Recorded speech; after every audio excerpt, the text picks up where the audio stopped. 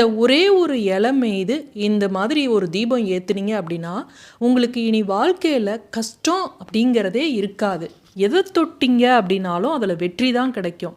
அது என்ன இலை, எந்த நேரத்தில் செய்யணும், எப்படி செய்யணும், அதோட சேர்க்கக்கூடிய பொருள் என்ன அப்படிங்கிறதெல்லாம் நம்ம இந்த பதிவில் தெரிஞ்சுக்கலாம். இந்த பித்ருக்கள் சாபம் தீரணும் அப்படின்னா, பித்ருக்கள் தோஷம் தீரணும் அப்படின்னா, இந்த இலையை வச்சு தான் நம்ம தை அமாவாசை, ஆடி அமாவாசை, மகாலய அமாவாசை அதுலலாம் இது மேலே தீபம் ஏற்றினோம் அப்படின்னா நமக்கு இருக்கக்கூடிய பித்ரு சாபம், பித்ரு தோஷம் இதெல்லாம் நீங்கும். இதை சில குறிப்பிட்ட விசேஷ நாட்களில், சிவனுக்குரிய நாளில், முருகனுக்குரிய நாளில் நம்ம இந்த தீபத்தை ஏற்றணும்.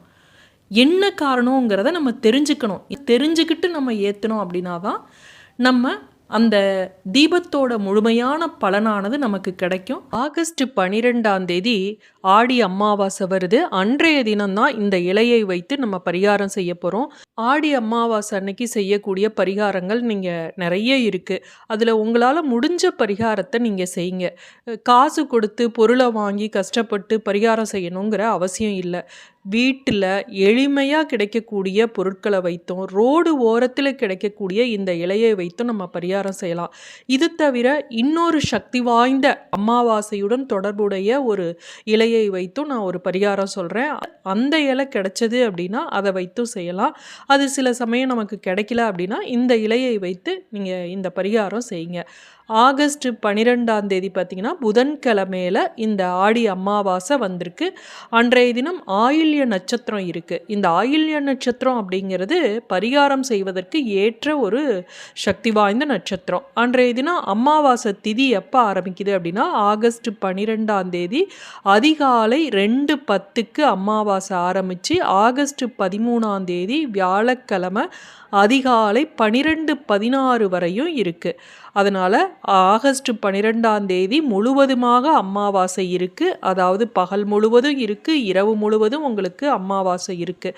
இந்த அமாவாசை திதியை தவற விட்டுடாதீங்க. மிக சக்தி வாய்ந்த ஒரு நாளாக இருக்கிறதுனால இந்த நாளில் இந்த பரிகாரத்தை செய்யுங்க. பொண்ணு கிடைச்சாலும் புதன் கிடைக்காது அப்படின்னு சொல்லுவாங்க.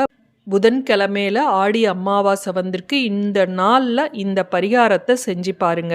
இந்த ரத சப்தமி நாளில் நம்ம சூரிய பகவானையும் பீஷ்மருக்காகவும் நம்ம தலையில இந்த அர்க்கப்பத்திரம் அப்படின்னு சொல்லக்கூடிய இந்த வெள்ளருக்கு இலைய தலையில வச்சு நம்ம குளிப்போம். எதுக்கு? நம்மளுடைய முன்ஜென்ம பாவம் போக, பித்ரு தோஷம் போவதற்காக அந்த இலையை வச்சு குளிப்போம். இன்றைய தினம் அமாவாசை திதியும் இருக்கு. அதனால இந்த வெள்ளருக்கு இலையை நம்ம பயன்படுத்துறோம். இந்த பித்ரு சாபம், பித்ரு தோஷம் அப்படிங்கிறதெல்லாம் நம்ம கண்ணுக்கே தெரியாது. ஆனால் அதன் மூலமாக நம்ம வாழ்க்கையில் நிறைய விஷயங்கள் தடைபட்டு கொண்டு நடக்காமல் இருக்கும். இப்போ 100 ரூபாய் 1000 ரூபாய் கடன் இருக்குது அப்படின்னா, 1,00,000 ரூபாய் கடன் இருக்குது அப்படின்னாலும் நம்ம கண்ணுக்கு தெரியும், அதை நம்ம அடைச்சிருவோம்.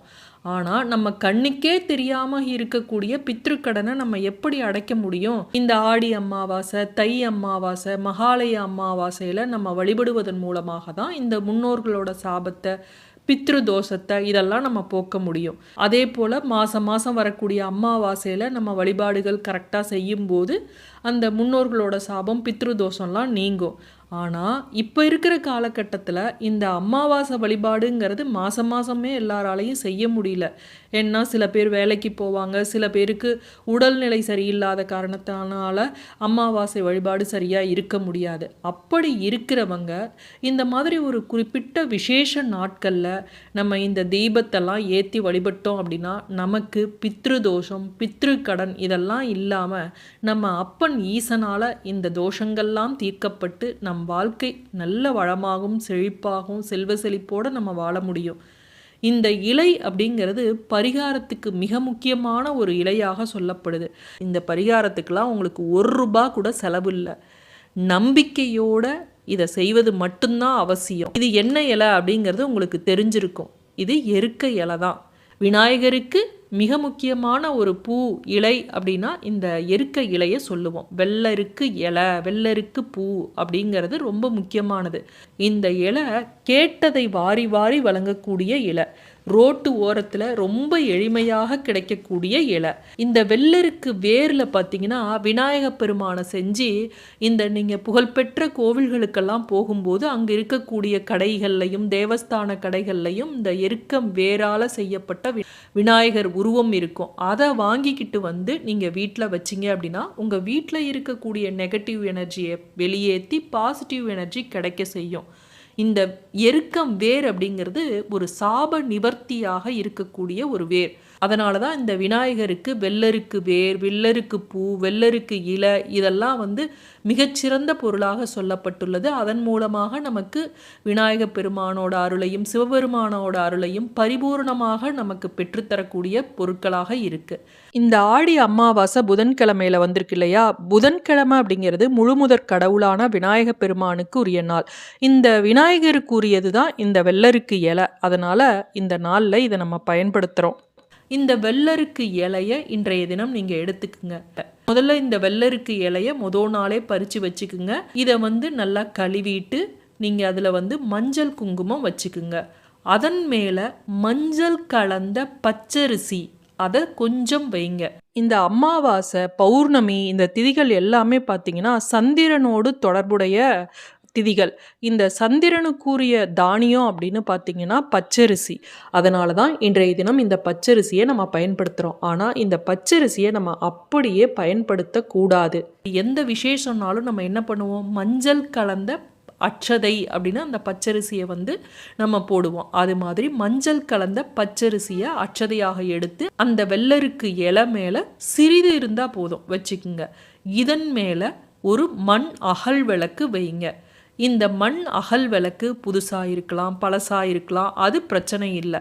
ஆனால் நீங்கள் வீட்டில் குத்து விளக்கு இருக்குது, காமாட்சி விளக்கு இருக்குது, குபேர விளக்கு இருக்குதுன்னு நீங்கள் பித்தளையோ வெள்ளியோ அதை ஏற்றக்கூடாது.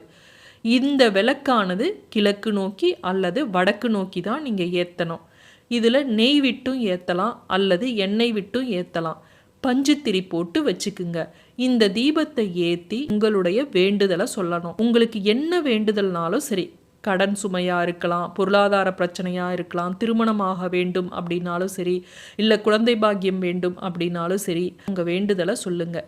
இந்த தீபத்தை யார் வேண்டுமானாலும் ஏற்றலாம். ஆனால் மாதவிடாய் தீட்டு இது மாதிரி இருக்கிறவங்க எந்தவித தீட்டு இருந்தாலும் ஏற்ற வேண்டாம். சந்திரனுக்குரிய அமாவாசை திதியும் இருக்கு இல்லையா? அதனால் சந்திர பகவானை நினைத்து கொண்டு உங்கள் குலதெய்வத்தை நினைத்து கொண்டு இந்த தீபத்தை ஏற்றுங்க. இந்த தீபத்தை ஈவினிங் 6 மணிக்கு மேலே ஏற்றுவது தான் சிறப்பு. இந்த தீபமானது குறைந்தது அரை மணி நேரமாவது எரிஞ்சிருக்கணும். அதற்கு மேலே எரிய வைக்கிறது உங்கள் கையில் இருக்குது. நீங்கள் 1 மணி நேரம் 2 மணி நேரம் எவ்வளவு நேரம் வேணாலும் ஏற்றிக்கலாம்.